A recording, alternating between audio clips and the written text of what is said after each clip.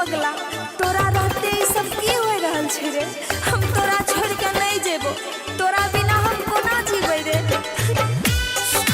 गे पगली, अरे जात पात के रीत हमरो नहीं बुझावे छौगे।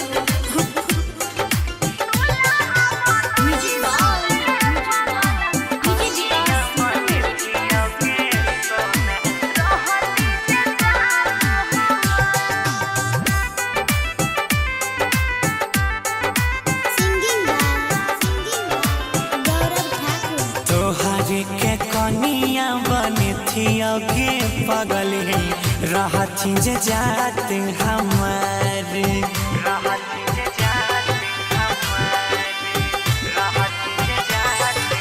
तोहर के कनिया बने थी अगे सोना रहती जे जात हमारे लेके बारात तोरा दुआरा पहुँचता लेके बारात तोरा दुआरा पहुँचता भारत मांगिया तोहार के पगली भारत मांगिया तोहार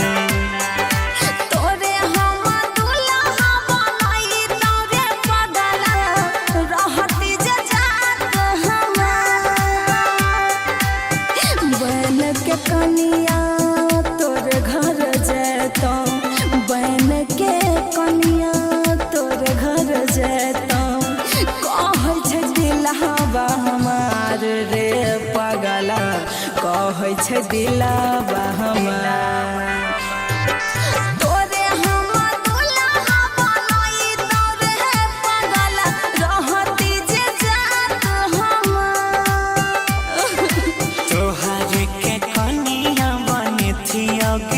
सोना रहती जे जात हमारे तोहरे के कनिया बने थी अगे सोना डीजे दीवा मिटिया साई recording studio Delhi.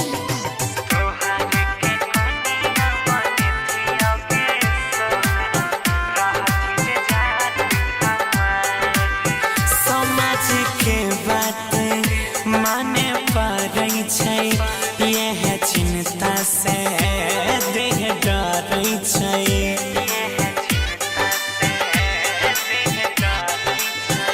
Mummy papa से डर लागै छै याद तोहर हमरा सताबै छै। जीवन भर दोनों खुशी खुशी रहता जीवन भर दोनों खुशी खुशी रहता हमर होई जैते रा प्यार गे पगली हमर होई जैते रा प्यार।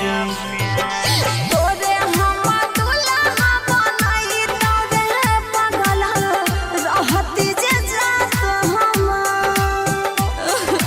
तोहर के कनिया बने थी अगे सोना रहती जे जात हमारे तोहर के कनिया बने थी अगे सोना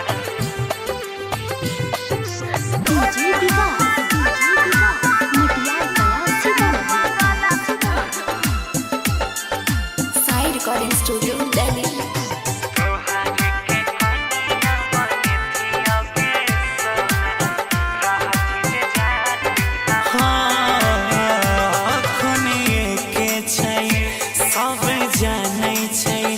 तैयो जात पात किया मानै छै जात पात किया मानै छै भगवान से दुआ कर रे सहनी गोटो नहीं गान रे। अगला जन्म में लैतै विधाता अगला जन्म में लैतै विधाता सुन लेतै उषा के पुकार गे पगली सुन लेतै गौरव के पुकार। तोरे हम दुल्हा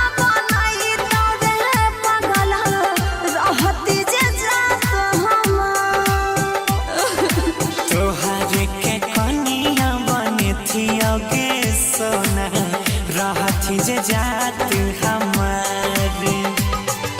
साई रिकॉर्डिंग स्टूडियो दिल्ली।